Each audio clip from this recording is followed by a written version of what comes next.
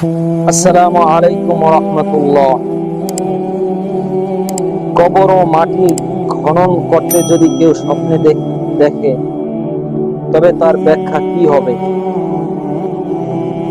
এখানে দুই প্রকার লোক। এক হলো কেউ কবর খনন করতে দেখেছে, দ্বিতীয়ত হলো মাটি খনন করতে দেখেছে। দুই প্রকার হতে পারে।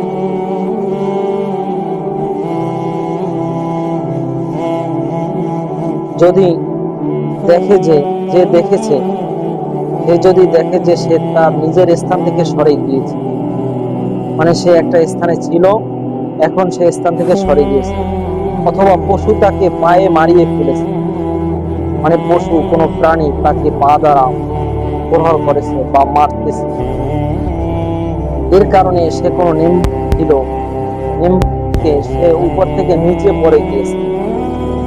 এই অবস্থা যদি কোনো ব্যক্তির মৃত্যুকালে, যদি মৃত্যুর পূর্ব মুহূর্তে যদি এই স্বপ্ন দেখে, তবে এর ব্যাখ্যা হবে এটা তার মৃত্যুর আলামত শুরু হয়ে গিয়েছে, অচিরেই সে মৃত্যুবরণ করবে।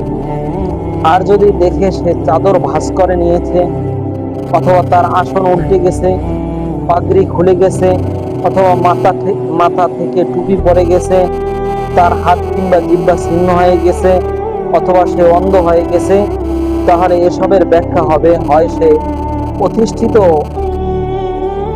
আসন থেকে ক্ষমতাচ্যুত হবে, অর্থাৎ সে যেথায় রয়েছে সেটা থেকে সে অতি দ্রুতই ক্ষমতাচ্যুত হবে, অথবা না হয় সে মারা যাবে, অতি সত্বর তার মৃত্যু এসে যাবে। এই দুইটার একটা অবশ্যই ঘটবে। ধন্যবাদ বন্ধুরা, আমার ভিডিওটি দ্বারা যদি আপনারা সামান্য উপকৃত হন, আমার ভিডিওটিকে, আমার চ্যানেলটিকে অবশ্যই সাবস্ক্রাইব করে দিবেন।